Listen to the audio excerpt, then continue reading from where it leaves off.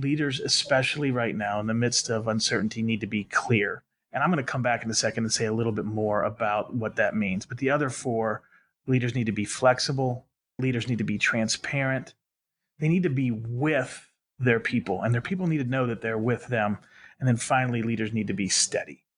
And to bring those five things into great uncertainty is to really help to steady the ship. But any one of those is missing, and you're going to have some challenges when you're dealing with a lot of uncertainty. Welcome to the HR L&D Podcast with your host, Nick Day, CEO and founder of JGA Recruitment, specialist HR recruiters. Tuning into the HR L&D Podcast will help you to discover strategic growth concepts, leadership development strategies, and the values and behaviours that drive organisational change and success. Together, let's empower our workforces, diversify our thinking, and achieve significant HR success. Welcome back to the HR L&D Podcast. Today I'm joined by Tim Spiker, who's the founder of the Aperio and the Who Not What principle, which is a profound research-based principle that's powered him to over 15 years of leadership development success. Now, Tim's book, The Only Leaders Worth Following, has revealed that 77% of leadership effectiveness comes from who a leader is and not what they do. So during this podcast, we explore this research in detail to discover what it takes to not just become, but also be and remain a leader who is actually worth following. Tim's work has involved creating unique and customized learning experiences for clients across the globe. He supported them and guided individuals along long-term development journeys, and he's worked with leadership teams in North America, Australia, and Asia. He currently lives in Atlanta, Georgia with his wife and 4 children, and I think you will agree after listening to this episode that when it comes to leadership, Tim is talented, passionate, and his revelations just make sense. I hope you enjoy this as much as I did. Here we go. I would love to kick this podcast off by asking you what it is you think that really makes an exceptional leader, and then we're going to break that down as we go through the podcast. But if you could sum up in your word what makes an exceptional leader, what would that be? Sure. Well, first of all, thanks for having me here. Really excited to get a chance to talk with you and share some things with your audience. I think the story of effective leadership has really been muddled for quite a while, and people are trying to figure out what are the best ways to do things. But what I've found is as you begin to kind of peel back the pages and kind of help people see the juicy center of what's there, people intuitively understand it. And so I'm sure we'll talk about the research a little bit, but if you can just remember one short phrase, you'll be hitting the bullseye on 3/4 of leadership. And that phrase is who, not what. Because what we found in research is that just over 3/4, if you want to be technical, the number is 77%, is that 77% of your effectiveness as a leader comes from who you are, not what you do. And so, as we look at leadership development in our own lives or in organizations, the question has to be asked, am I investing in becoming a more well-developed human being? Because that will make me a much more effective leader.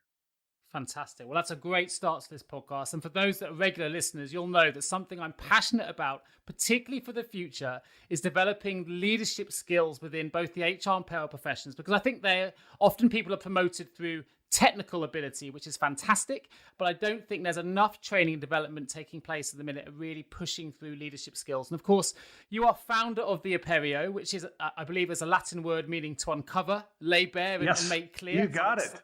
There we go. I've done my research. Nice job. You have done your research, Nick. Good job. And I know that your business helps individuals and organizations to lead better. And that's really important for the industries that this podcast represents. So when they do, I know that science and studies show that the net results and bottom line profits improve when they're led by better leaders and leadership is stronger. So how does your organization help leaders and organizations to really understand leadership, to find those hidden truths within leadership, and what can you do, or what does your organization do to really help leaders so they can become better? Well, the first thing that we do is we help them understand the research behind the numbers that we were just talking about. It sounds like maybe a couple of people got into a room one day and said, oh, I think it's about 3/4. Who you are is about 3/4. That's not the case. There's there's research behind that we can talk about in detail. And so our first goal is to help people understand that as we go down this road, it is backed up by science. It's backed up by numbers. It's backed up by calculations. But ultimately, when people talk about leadership and they talk about their experiences, they don't tend to talk about numbers. They've all got some really good or some really bad stories. And so, at that point, once we begin to kind of integrate both the research and our anecdotal experiences, we have to help them go into, well, when you say who, what does that mean?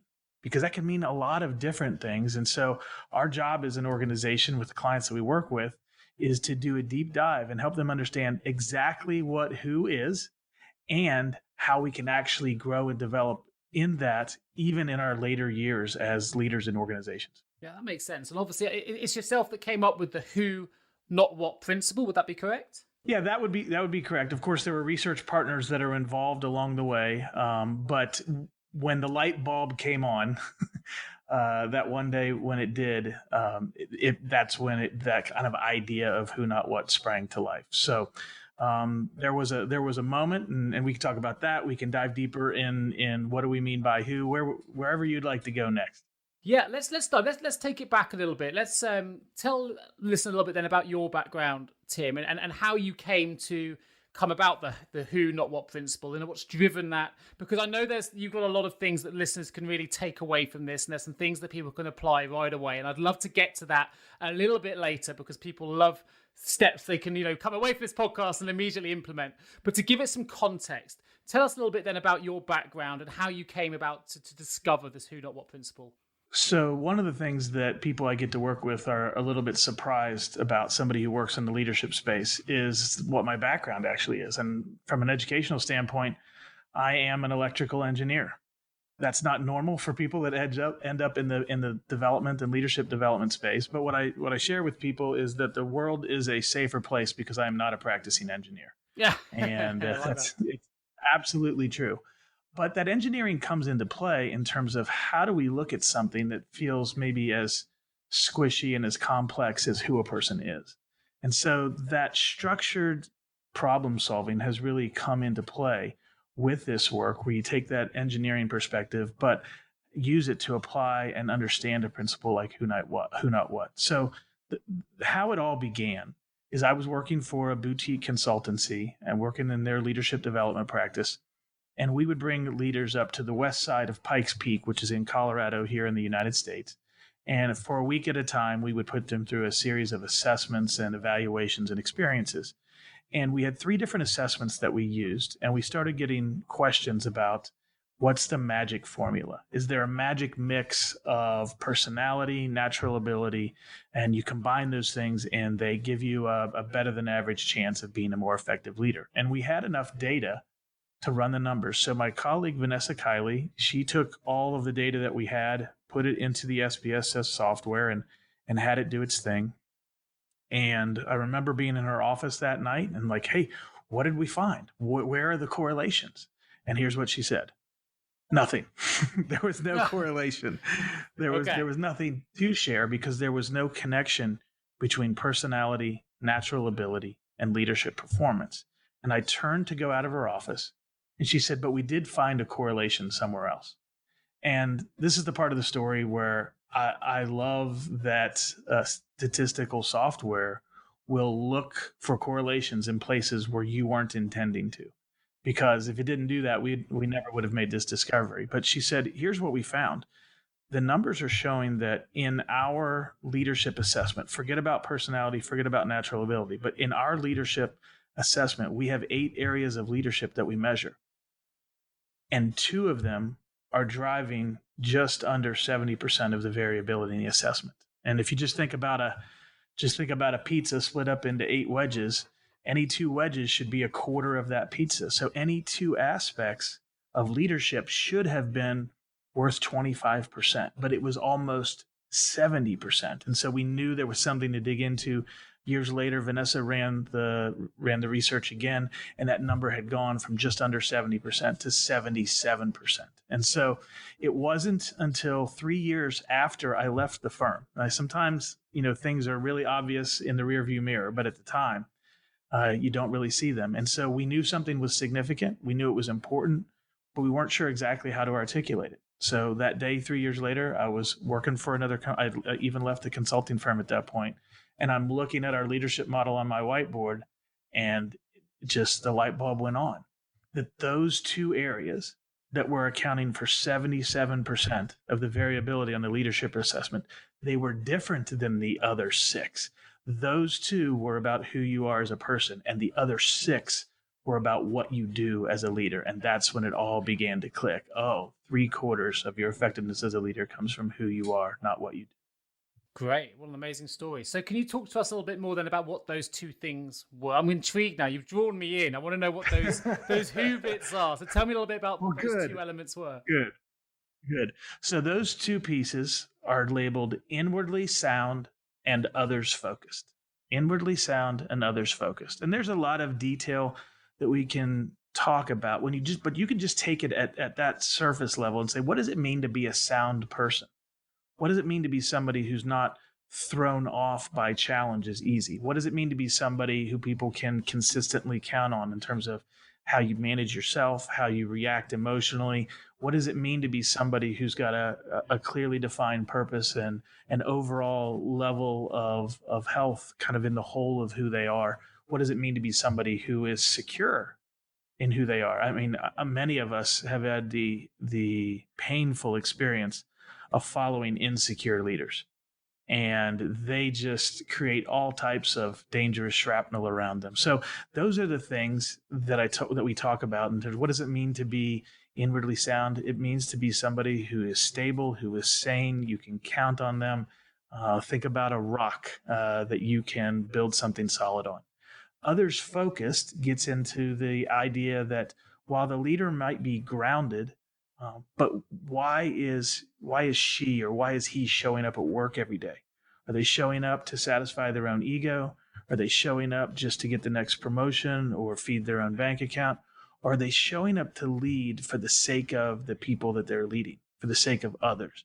And when we dig into the realities around that, you find ideas like being attentive to others, being curious, empathic, humble, emotionally mature, and a Greek word, agapon, which is this perpetual state of regard for others regardless of how they behave, which doesn't mean there aren't consequences. It just means I commit to treating other people well regardless of whether or not they deserve it. And so you put those things into a bucket. That's what we talk about when we mean others focused. And it turns out that when we follow inwardly sound and others focused leaders, we are following somebody that we have a deep level of trust. They are trustworthy.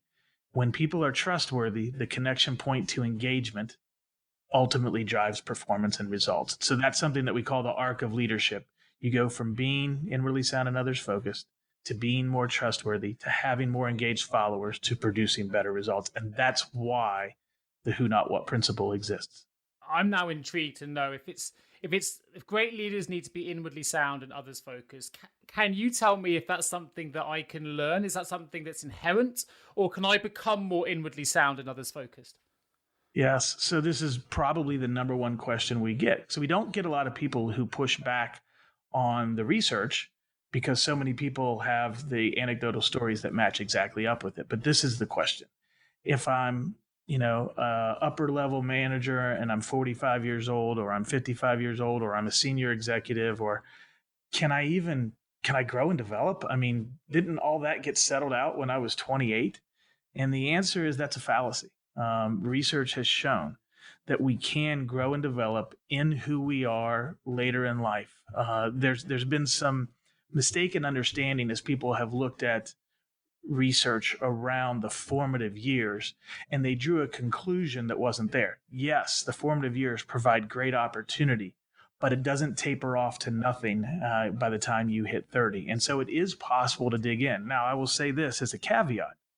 You can grow and develop in who you are in these places, inwardly sound and others focused. You can do that later on in life, but the question is, will you or won't you? Because it's hard work. Sure. It's And a not lot of easy. people are going to be resistant to change, right? And most people, let's be honest, when we self-reflect, it's hard to admit to ourselves that we could be better. We like to think of ourselves as already giving 100%. So how could I possibly be a better leader? I'm doing everything I can. So if you're a leader listening to this podcast right now, whether you're an HR leader, you're a payroll manager, you're leading sometimes huge teams of dozens and dozens of people, and you're suddenly listening to this and a little light bulb has gone off and you're going, you know what, I want to be a better leader, but I don't want to admit that to the 80 people I'm managing because that's going to show potential weakness. Maybe that's a good or bad thing, but I do want to get better, but I'm so busy I don't have time to change, or whatever the objection might be. How can I take this on? I agree with it. I can totally believe the logic, because I think trust is absolutely critical to any successful leadership role. And if that's the foundation of it, that makes sense to me as a podcast host. Hopefully it does to listeners as well. But how can I then become more inwardly sound and more others focused while still not, I guess, risking the day-to-day management role that I already have? Does that make sense? Yeah, sure. Well, I would say two things to that. First, I would say start small. And second, and I'll explain that in a second. And second, I would say find some people that you can be transparent with. Maybe you don't feel like you can be transparent with the folks that you work with day to day, but are there other people? I mean, you've got peers that don't work in your organization. Imagine if 4 of you, we tend to work, even when we work with executive teams, we split them into groups of 4. Imagine you found 3 friends and you said, hey, we all want to be the best leaders we can be. Can we create a space of psychological safety? Some of your listeners may have heard that term before. Can we create a space where we can be transparent, where I can say, you know what, I looked in the mirror at this part of who I am, and it wasn't the prettiest thing that I saw. If I can be, to find a few people that you can travel with who will not just tell you the cheery news all the time, but who also care about you, frankly. I mean, it's great to find people who you can be transparent with. And if that can't happen within the place where you work, well, then go find them outside of work. So we really encourage traveling buddies, if I could put it that way. We talk about this development being a journey. But I said I would explain the start small comment. Some of this work is extremely hard, but it's also not always really complicated. Sometimes it can be simple and hard at the same time. And I'll give you an example. We work with executives, middle managers, and frontline leaders around the idea of being curious being a part of what does it mean to be others focused. And one of the ideas that we share with them is very simple. It was shared with me by a friend and colleague, Dr. Mary Shippey, and it changed my life the day that she shared it with me. And now we use it in our practice, and that's this idea, this simple phrase of tell me more about that. What happens when you say to somebody, tell me more about that? I would say in 95% of my experiences, when I've said, tell me more about that, I've learned something that I didn't know. Now, it might not be 180 degrees from what I was guessing the answer might be. It might be just 5 degrees off, but it allows me to understand that person, understand their ideas, understand their perspective, understand their background. It allows me to understand people better. And there's 2 things that happen for us as leaders.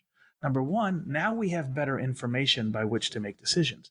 Number 2, when we take interest in others, guess what it does to the relationship? It makes the relationship better, which then feeds the freer flow of information in organizations and a lot less of that really inefficient stuff that comes in whenever relationships aren't healthy. So that's just a small example of how somebody could start small, get some folks around you where you can have some open conversation. And if the 4 of you just said, hey, in the next 90 days, we each commit to using the phrase, tell me more about that 100 times. And then, you're checking in with each other weekly, maybe via email, or maybe you hop on a Zoom call once a month and you catch up. Then you help each other stay with it. And you would be amazed at what happens with a simple act of saying, I'm going to use the phrase, tell me more about that.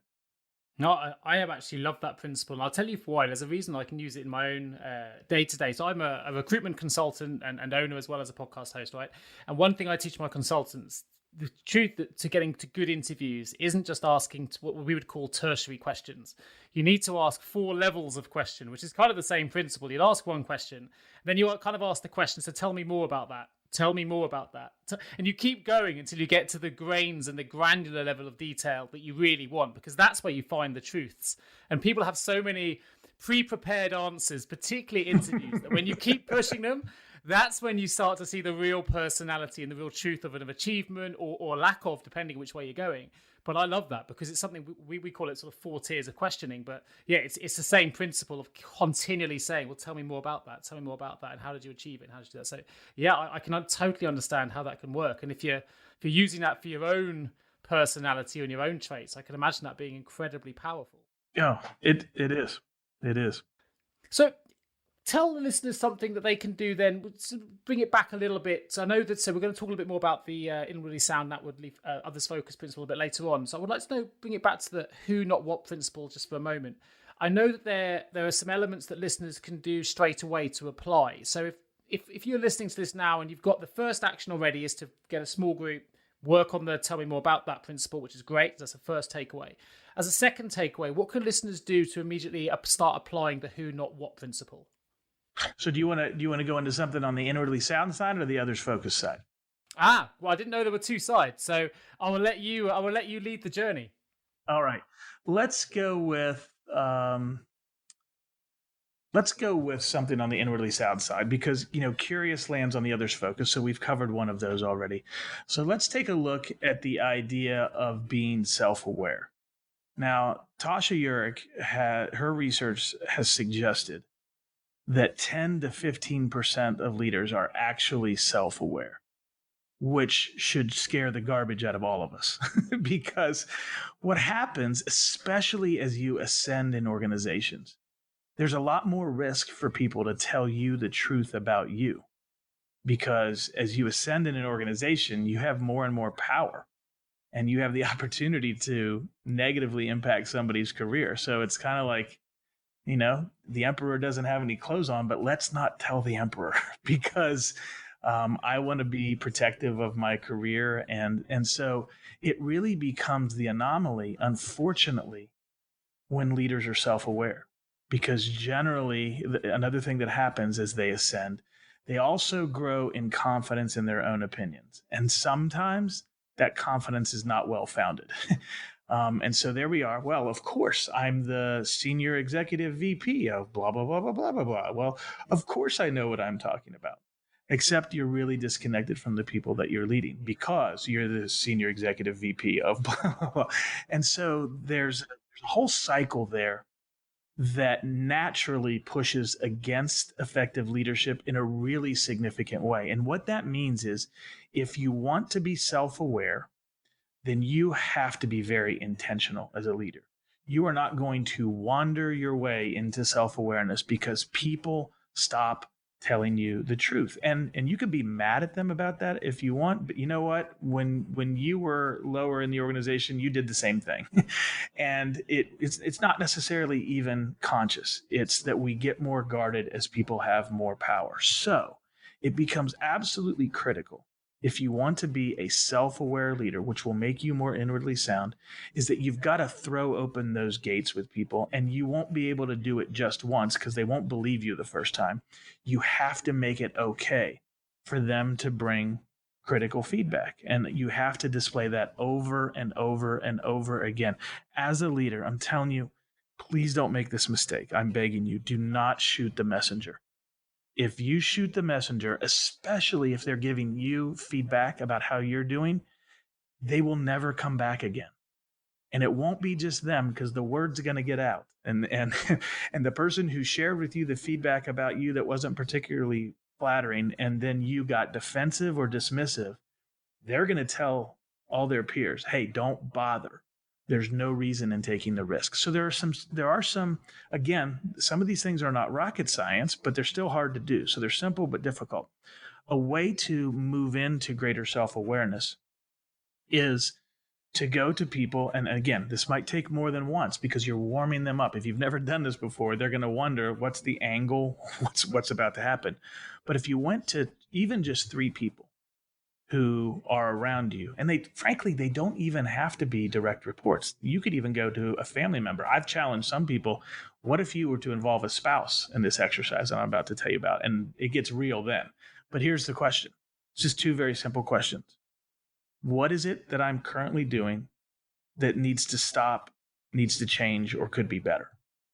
What is it that I'm currently doing that needs to stop, needs to change, or could be better? The other question is, what am I currently doing that I need to continue to do that's working really well? And you give those questions to people in advance. Don't surprise them with them, because you want them to have time to think about it. You don't want the knee-jerk answer. You want a well-considered answer. And you say, hey, I am trying to become the best leader I can be. Part of that is being inwardly sound, and part of that is being self-aware. So I'm asking for your help. I'm asking you to help me be self-aware. So would you answer these questions? And then can we sit down at lunch and talk about it? And then you have 3, 4, 5 of those conversations, and just make that a part of your life, where every 6 months, and don't necessarily have to poll the same people, but you create it as a norm that people can, to the best of their ability, tell you the truth about you. Now you have to listen. If they give you good feedback and you ignore it, you're going to create a problem for yourself. But the first step in being able to do anything about it is to understand what is actually going on. And none of us can do that if we're only in our own head all the time. So self-awareness is really critical to be inwardly sound. And one of the simple ways you can do that is just ask those two simple questions of people around you, and then just have a knee-to-knee, eyeball-to-eyeball conversation about it. Do not be defensive. Do not be dismissive. Those will kill any future feedback. I think that is really, really powerful stuff. I generally believe anyone listening to this, if they are like I am right now listening to your response, it's hard not to start imagining circumstances where you could use those two questions. Certainly, I know we don't. I'm very happy asking the second question to my wife. What do you want me to do more of? I think that's fine. I'm doing well. It's the first question that frightens me. But you're right, because there will be things. And you don't want to ask because you don't want the answer. But ultimately, if I ask it, it's going to improve the relationship that we have. That's a given. And to be a better leader, you need good relationships. You need trust. So really powerful. And I'm sure everyone else listening to this is thinking something along similar lines. Well, that second question is really important, Nick. If I could jump in, sure, just please. Some people want to talk about the improvement question, but they want to skip past the what do I need to keep doing. And I just want you to imagine like a pie chart that's 100%. For any given thing, I'm just gonna take a guess here, but there's many more wrong ways to do something than there is right ways. And so let's just pretend, for example, that there's 10%, there's not just one way to do something, but there's 10 right ways. But there's 90 wrong ways. If all we do is ask what we're doing wrong, we might miss a really important thing that we're doing right that we need to do over and over again. People might give us feedback to say, hey, how you bought lunch for us once a month back when, but then you cut that out? Like that was really important. And maybe you thought, well, nobody cares about that. People don't come half the time. But when you ask people, they're like, that was really important to us. That was really valuable. That helped us have a chance to connect. And of course, it was a free lunch, but it produced so much more camaraderie. I wish that you hadn't cut that out. Well, maybe I didn't even realize that was an important thing. Or, I think what happens a lot of times as leaders is we forget the power of our words. We think that we're just, I'm just me. I just woke up in the morning. I just brushed my teeth. But we have such influence. We have such power. So sometimes that what do I need to keep doing question comes back and keep encouraging me. You do such a great job of that, but it really puts wind in my sails. And for some of us, we might have walked out of that conversation and say, I don't even remember encouraging that person, but it had a deep and meaningful impact for them. So I need to be conscious to continue to be encouraging in the way that they describe. So it's really important, I think, to don't skip past the what am I doing well, because sometimes we get surprised and we don't realize the impact that we're having. And so it's very efficient. It's very efficient to continue to do the things that are working well, thinking back to that 90-10 pie. Sure. And actually, it brought to my mind an example that I do a lot of work on LinkedIn, but I did a talk a year ago to a group of payroll managers, and we were talking about the power of LinkedIn. And it's quite interesting, and hopefully this story will make sense. It's very easy to reward staff for a job well done with a financial incentive, for example, or maybe a free lunch, as you mentioned. But actually, some of the free incentives by doing something like a public shout out on LinkedIn, by saying something like, my team have been amazing to complete this project, I'm so proud of them, and making a public, affectionate statement like that can actually be just as rewarding or even more morale boosting than something like a free lunch, which has a financial impact. But just that public statement of saying well done can go an awful long way further. And it brought back to mind something my mum told me, bring my mum into the podcast for the first time. But she always said to me, remember, Nick, when you're growing up, you can never control how somebody else feels. So I may do something to my wife or to my colleagues or to the people that I manage, and I might have an assumption on how it will make them feel, but I can't control how they feel. And I think two of the things you've mentioned there are really, really powerful, and it's a really good reminder for me to remind myself and hopefully other people listening to this that actually, if someone comes to you with critical feedback about how they're feeling, although you may not initially like that feedback, the reality is if that's how they feel, that's how they feel. And we can't address it or improve it unless we're willing to take that criticism on. So, it's just powerful statements for me to take on while you were talking. So thought I'd take it on. Well, let's take it to an organizational level. So a lot of brands and the companies are really trying to improve the leadership capability within their businesses. Certainly from a recruitment perspective, the trends have changed. It used to be all about attracting top talent. Now it's about retaining top talent. It's about keeping employees engaged and looking after the employees that are performing within your business. So from your perspective, what's the most critical thing for organizations to understand about leadership to make sure that they are delivering strong leadership capability within their businesses? Yeah, well, we'll go back to the research for this one. If 3/4 of your effectiveness as a leader comes from who you are, not what you do, I think it's imperative that senior executive teams and HR professionals alike take a look at this suite of activities that they're participating in from a leadership development perspective and say, how many of these are really about improving the who? How many of these are about becoming more inwardly sound and others focused? Because if we want to match up with the research, 3/4 of our budget, 3/4 of our time, 3/4 of our energy should be going towards developing really well-developed who's, because that's the most efficient way to grow and develop great leaders. Yet you and I both know that that's not how money is standardly being spent, because I don't think we've looked at this principle clearly enough. So that's what I would say to people who say, hey, how do we have great leadership development? It begins with prioritizing what the research says and beginning to invest in those places much more so than what happens today normally. Sure. No, that makes perfect sense. Have you ever asked yourself, how can any recruiter understand my HR recruitment challenges? Please don't give up on your hiring challenges just yet. Here at JGA HR Recruitment, we appreciate the difficulties associated with attracting, recruiting and retaining top human resources talent. We also understand just how costly a poor hire can be. JGA HR Recruitment would like to partner with you to help you overcome your hiring challenges. Contact us today on 01727 800 377 or visit jgarecruitment.com to find out more. Shaping the future of human resources together. Final questions. At the minute, of course, we're in the midst of a global pandemic. I know you're based in Atlanta, I'm based here in Devon, and yet we're both suffering the same pandemic, terrible pandemic that's really affected the world. And we're at the minute, I don't know when this is going to be broadcast, but we're certainly right in the midst of lockdown here in the UK at the moment. What challenges, leaders are faced with challenges all the time, but at the minute, this is a particularly tough challenge. And people have been thrust into a position where they're now leading people remotely. Perhaps they've never done that before. And it comes with a whole new suite of difficulties, and certainly in relation to trust, people working from home when you can't see them. So how would you recommend leaders, adjust to the challenges they're faced with in the midst of sort of these kind of uncertainties and these kind of challenges? There are certain things within the realm of leadership that are always important, but then there are particular moments where they become even more important. And in the midst of the type of uncertainty that we're currently wrestling with, there are 5 things that really bubble to the surface, and you wouldn't. And I'll list these 5 things. Nobody would say, "Oh, there's a time when those don't matter," but it becomes especially critical in this season. So I'll say these 5. Leaders, especially right now in the midst of uncertainty, need to be clear. And I'm going to come back in a second and say a little bit more about what that means. But the other 4, leaders need to be flexible.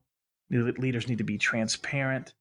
They need to be with their people, and their people need to know that they're with them. And then finally, leaders need to be steady. And to bring those 5 things into great uncertainty is to really help to steady the ship.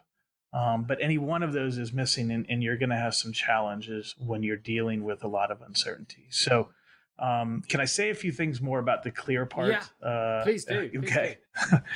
So maybe you wouldn't choose the word clear. Maybe you would say decisive. Maybe you would say definitive. But there's a great teaching on this by an author named Andy Stanley, and he solved a problem for me a long time ago, because my thought was, I want to have integrity as a leader, but I don't know what's going to happen. So how do I lead people and have integrity when I can neither predict nor control the future? And certainly we're in a moment like that right now. And Andy said this. Andy separated. He said, you've got to separate the ideas of clarity and certainty. And then he went on to say, you can't control or predict what's going to happen, but you can be very clear about what you and your organization are going to do. And when you're clear about this is where we're heading, and you not only share what we're doing, but you share, getting into some of Simon Sinek's work, you share why you're doing it. Say, this is where we're headed. This is why we're going there. And now you give people a confident path to go on, even as you're saying, I don't know what's going to happen out there, but I know what we are going to do in here. This is what we're going to do. This is why and how we're going to do it. Now let's go. And now it's like unfreezing people. We're no longer paralyzed. We can go ahead and take steps forward, not because you can provide certainty, because you can't. And if you tell your people that you can provide certainty when you can't, you're lying to them. And that over time, that's going to break down trust. So don't pretend that you can provide that, but you can provide clarity. And then let's link that back for just a second to the who, not what principle that we were talking about a second ago. What is it? What enables a leader to be clear in the midst of uncertainty? Well, the first one I would say is you got to be courageous. You got to be courageous because you're making a choice. And yes, you might be wrong, but you have to have the courage to move forward rather than be paralyzed. So courageousness, you're not going to read a book about how to put courageousness together. That is a deep part of who we are as people. So it falls under the who category. There's also another piece in Inwardly Sound where we talk about what does it mean. We talked about insecurity just briefly earlier. If I am a secure and settled leader, that feeds into confidence. When I can say to myself, I'm okay, and come what may, I'm okay, to quote a friend of mine, John Ott, that brings confidence. And so now I'm showing up with courageousness and I'm showing up with confidence. And I apologize that all these things start with C. That was not my intention. That was not part of it. But that's just to paint a picture for people to understand ultimately, how do these things connect together? You can see if I'm courageous and I have confidence that comes out of being secure and settled, now I can be clear. Now that gets us into, once I'm being clear, now we're talking about how to communicate effectively. Now we're into the what of leadership, and you can see how who connects to what to make something work really well. And in this case, we're talking specifically in the midst of kind of difficult circumstances where things are really up in the air. So that's an example of one thing that we really need to be in times like this, which is clear, and how who you are can make that work better. No, I think you've articulated that brilliantly. And to use another C, you've made that crystal clear. There you go, for all of us listening. Now, interestingly, though, you referenced 2 or 3 people there that have helped you on your journey. And earlier in the podcast, you referenced a few more right from the beginnings of your developmental journey. And you have, of course, the reason I referenced those is you recently released a book, which you've titled The Only Leaders Worth Following. Obviously, you have those leaders in your own mind that you follow and you've been referencing during the course of this podcast. So out of all the leaders that are out there, how do those listening to this podcast choose the leaders that they should be following? How do you know if a leader's even worth following? Is there an algorithm, for example, we can use to dictate that? Well, let's just start by saying it's difficult. So, I don't want to put lipstick on a pig here and just pretend that it's something else. It's challenging, but it becomes more challenging. This is going to sound strange. It becomes more challenging the more you focus on the things that matter. And what I mean by that is kind of coming back to this idea of 3/4 of a leader's effectiveness being about who they are. The question is, how do I know who they are? Because frankly, a 45-minute conversation, it's difficult to get to know who somebody really is. But one of the things that I realized in the midst of writing this book is that I'm really passionate about followers, not just about leaders. And that's because I've been one. And everybody, all of us have been followers, and we understand the power that leaders have to make our lives really good or really bad. And so part of the reason the title of the book ended up being The Only Leaders Worth Following is because we wanted to do just that. We wanted to not only help leaders excel, but we wanted to help people who had the question you just asked. How do I know who to pick? Well, I want to give you a list of traits to look for. And admittedly, it's difficult to do when you're coming into an organization from the outside. But I personally think that it's very mature and completely within bounds in the midst of an interview. As somebody is interviewing you, I really want to encourage your listeners, interview the organization, interview the leader, interview them as well. They're going to have an enormous impact on your life. You want to do the very best you can to understand. And if you were to ask an employer, hey, could I have a conversation with a couple of folks who currently work for you? Because I want to understand what it's going to be like to be here to see if I'm a good fit for this. I know that that's a little bit bold. I know that's a little bit out there. And most people would say, well, I'm trying to get the job. Well, yeah, you are trying to get the job, but do you want your life to be hell or do you want it to be good? And I think to take a little more proactivity in that interviewing process, to take a little more investigation and to be looking for those who elements, not just the skills or accomplishments of leaders. I love this because you're doing my job for me. You're preaching to the converted. As a recruiter, you're absolutely right. Every interview, though, right, is a two-way process. It's not about one way. I had a call. I won't reference who they were, but it was literally earlier today, if they're listening, with an individual who has a great brand. And I said, one of the issues you probably had, that they're struggling with a little bit of attrition problem at the minute. And I said, I think one of the problems you've had is every time someone interviews, you sell the best, the brilliant things about your brand. And there are so many brilliant things about the brand. But what you're not telling them is actually what the day-to-day business is like, which is very manual. It's you've got a lot of very challenging stakeholders. You're probably not as ahead of the curve in terms of tech as other businesses are, which means you're doing more of the mundane tasks than you probably want to be doing. But the truth is, if you're only talking about the greatness of the brand as you see it from a media perspective, that's great. And someone comes in bright-eyed, bushy-tailed on day one saying, I'm working for X. And then they go into this dark room with no windows. And they realize that actually you could be working for anyone. If you haven't given that message, if you haven't been honest with them, then it's not going to be a surprise when that individual decides it's not for them, no matter how good the brand is. And it has to be a two-way process. Always. Are you familiar with the story of Ernest Shackleton, Nick? No. Please do tell. It relates to this. So Shackleton was an explorer, and around the beginning of the 1900s, he was trying to make his way to the South Pole. And as the story goes, and it's been difficult to confirm this part of the story, but you can imagine what exploring the South Pole might have been like 120 years ago. Not really comfortable. We didn't exactly have the Gore-Tex available to us in order to stay warm and dry. So it's reported that what he did is he put an ad in the paper, and the ad went something like this: you're going to be cold, you're going to be miserable, you're going to be hungry, you probably die. But if we succeed, great riches and fame. Who's in? And he had more people respond to the ad than he could have on his ship. And so he led with the worst.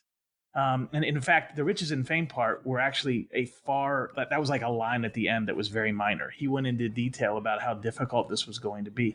And so he knew when people showed up that at least the first hurdle had been cleared because he told them this was going to be really awful, and here they are. So I love that story in terms of truth in advertising. What happens if we give people the real story from a recruitment standpoint? Sure.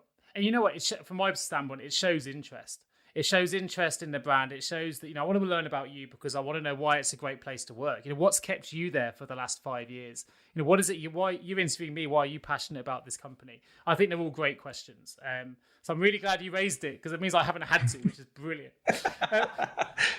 So taking things forward a little bit then. So how do you, you talked a little bit about it's hard to find out who the strong leaders are, but you want to follow leaders who are well developed, inwardly aware, sound, others focused people. But is there a way of determining who those people are, particularly if they're more public eye figures that we want to follow?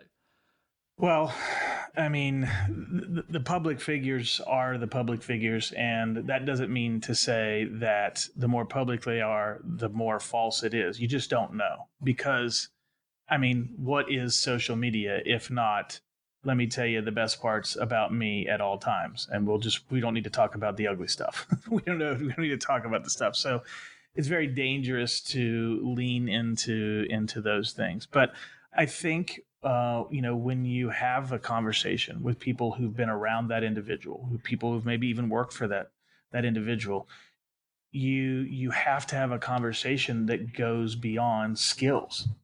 You want to ask a question like, what is it like to work for this person? And then listen. And if you've got the list of, for example, I've got the list of inwardly sound and others focus in front of me all the time. You're listening for humility. You're listening for empathy.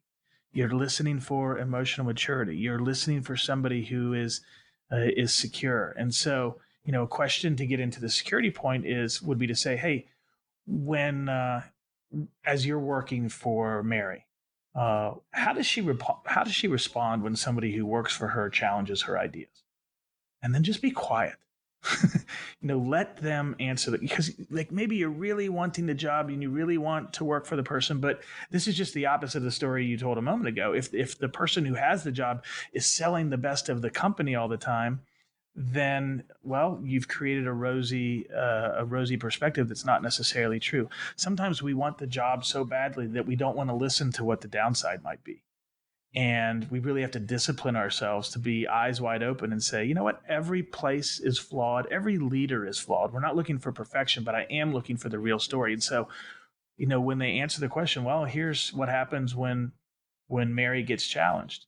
And then, what the next statement you can make is, tell me more about that. And you can begin to dig in around these things that are more about who this person is. So ask who-based questions. You certainly can't go off of things that you read in the newspaper or in social media, and be willing to ask some follow-ups that maybe you wouldn't normally ask if you were just it's that inner discipline is, I want the job, I need the job, but leaders affect the quality of our lives. I think that's one of the points. It's not just the bottom line. They affect that, but they also determine. If you've worked for a horrible leader, you've been through this, you went home, and your family and friends, they got to deal with the fact that you were working for a horrible leader, because every day you had to figure out how you were going to survive the next day. Keep that in mind and then be disciplined to do your research. It's a great point because, I'm into the stats as well, but albeit from a recruitment perspective. But the number one reason, it's certainly in the payroll HR spaces that I specialize, the number one reason that employees want to change position isn't due to money. It isn't due to location. It isn't due to flexible working. It's due to the leadership. It's because they're not happy with the management they've got, or they feel there's a ceiling, or they're not being led effectively. It's the number one reason for people changing jobs. So you want to make sure, if you are making that move, absolutely, as you've just mentioned, that you're going to move towards a business that has a leadership team or a leader that's going to inspire you and encourage you to meet your own growth targets and own growth potential. So, you've hit that absolute nail on the head from a recruitment perspective as well. And while we're on that, let's be honest. We're living in an era right now where employees want to feel more engaged at work. Companies want to provide better workplaces. I think we've come a long way. They want to retain their top talent. But with this shift in employee engagement focus by companies, what I'm quite interested to know is, have you seen a shift in leadership style? Has that gone hand in hand, or is one a little bit behind the other? Well, I think that it is shifting. And I think the important thing to understand is while we can look at trends, when we're looking at trends, we're looking at things that are acceptable in the time. When we're looking at principles, we're looking at things that were always true. And I think it's important to understand the difference. So I do think the trend of the times is to consider engagement more and how do we engage people. And if we were to go back, 50, 60 years, that would have not been in vogue. But here's the thing. If we were to go back in time 50 years, do we really think that I wanted to work for a leader that was not going to engage me? When we look at statistics around the baby boom and things like that, leaders didn't necessarily have to be as accommodating to the people they were leading, because if you didn't like it, just move on. There's somebody else who wants your job.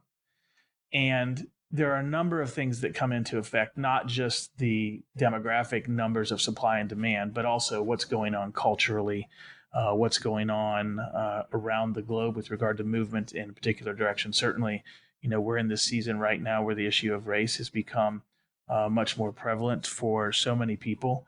And as you see those things that become more apparent in a given time, just keep in mind that the principles of leadership don't shift. So I think there is a shift that's going on kind of publicly at the surface level, but didn't we always want to follow leaders who engaged us, whether the culture was moving that direction or not? Didn't I always want to follow a leader who was inwardly sound and others focused, whether that was what was currently the trend? So the trend does influence things, but there are some principles that stay the same. I guess we're getting to the end of the podcast now, but there's a question that I want to ask, and you may not even agree with my initial statement, but ultimately I think that people get paid to solve problems, whatever those problems might be, whether you work in human resources, whether you work in payroll, whether you work in recruitment, or whatever it might be. People get paid to solve problems, which is why as recruiters, I'm finding, particularly in the markets that I specialize, that it's the leaders who have the most or built the most transferable skill sets that they're able to take along with them in their career journeys. They seem to be the ones that ultimately get to the top of their professions.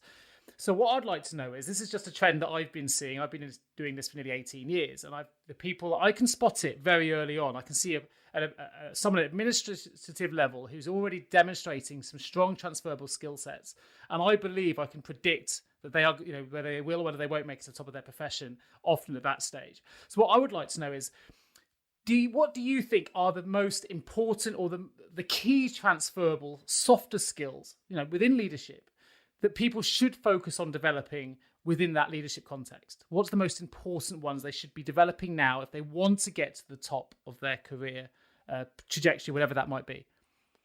Okay. I'm going to talk about three. And admittedly, at a certain level, we've talked about the two big ones, but these three fall into it. So we've talked about inwardly sound and others focused. If I were allowed to paint with a really broad brush, I would go with those two, because talk about transferable. Do you take who you are to the next opportunity? Every time is the answer. And so if you have become a deeply inwardly sound and a deeply others focused person, then that's the person that person transfers right to the next leadership opportunity. But if I were to be a little more specific, I'll zero in on some places within those areas. So the first one I'm going to talk about is empathy. It's a little more in vogue right now, especially with what we going on. We mentioned the racial tensions that are going on. I've been pleased and surprised, frankly, to hear people talk about the necessity of empathy. And empathy didn't become something valuable in the last month. It's always been valuable, but right now people are seeing the greater need for it. But it will always serve you as a leader if you are willing to do the emotional work to connect with the reality of the people you're leading. It will pay off every time, so long as it's genuine. You can't do it to be manipulative, because that's not real empathy. But if you really want to connect with the reality, because frankly, when you're in the leader's chair, your reality is a little bit different than the people that you're leading. And it's important to keep that in mind. So to be an empathic leader would be something that I would say put very high on the top of your list. The next thing I would say actually is a characteristic that has a foot in both worlds of inwardly sound and others focused, and that is emotionally mature. If you can understand yourself emotionally and manage yourself emotionally, and then begin to apply understanding and responding to the emotions of others to adapt to that well. If you're an emotionally mature leader, you can navigate many things. One of the things that we talk about with our clients often is, I know that you see yourself as the strategic leader of the organization, and you are, but you've got to understand you're also the emotional leader of the organization. And in order to lead well, you've got to be emotionally mature, not just with regard to others, but with regard to yourself. So I would say the work that goes into becoming emotionally mature is really critical. And then ultimately dropping down into a piece of inwardly sound, I would talk about something we've mentioned a couple times, but not in depth here, is the idea of becoming a secure person. Insecurity is insidious in terms of its ability to absolutely torpedo good leadership. And so there's a few different ways to go about that. It's not easy. All the things I'm talking about here are long haul. I can't give you a pill or a magic bean that's going to make you any of these things overnight. But in terms of pursuing security and pursuing settledness, it has to do with working our perspectives. There are great things in the space of mindfulness that have a deep impact on our ability to be secure and settled leaders. And by the way, also impacts your ability to be emotionally mature. So mindfulness, there's great mindfulness practices that will help us be people who can say, and kind of repeating it here from earlier, I'm okay, and come what may, I'm okay. So there are a lot of things that can go into being a great leader, and the broad brush is inwardly sound and others focused. But if you want me to dive a little deeper and pick three, I would say empathic, emotionally mature, and secure and settled. Fantastic. I've been as much as an avid listener today as I have been a podcast host. So listen, we've come full circle, which I'm really delighted about. Of course, if anyone listening to this wants to find out more, I will be putting links in the episode notes to your book, which is called titled The Only Leaders Worth Following. And of course, there'll be a link to your website, theaperio.com. I'll put that in the episode notes as well, particularly for those interested in finding out more about Tim, but also the who, not what principle. It's a great website. There's loads of links. You can find out a lot more information about Tim's work there as well. But I wanted to say a huge thank you, Tim. It's been a fascinating podcast. I've learned a lot myself. I definitely need to be more aware of my own leadership skills. I think I probably need to be a little bit more inwardly sound and others focused. I'd like to think I already am, but I think we can always take an additional step. And it's, you know what? It's been a really good journey for me just listening to you for the last hour to take a step back. And whilst listening, reevaluating some of my own leadership practices. And if you've done that for other people listening to this today, then to help the people listening become better leaders themselves, then I think that's a great outcome for today. So thank you so much for joining me today on the Payroll Podcast. Well, thank you for the opportunity to be here. It is the passion of my vocation to get to talk about these ideas, because leadership makes such a big difference for people, both the bottom line, but the quality of life. So thank you for giving me the opportunity to talk about it. Absolute pleasure. And that wraps us up. So thanks ever so much for listening to us again. And I'll be joining you all again in a couple of weeks. Thank you so much for tuning into the HR L&D podcast with your host, Nick Day, CEO of JGA Recruitment Specialist HR Recruiters. If you need any help with a current HR or L&D vacancy, then please get in touch with Nick and his team. All contact details can be found in the episode notes. In the meantime, to make sure you never miss a future episode, please subscribe to the show through any of your favourite podcast channels. Till next time.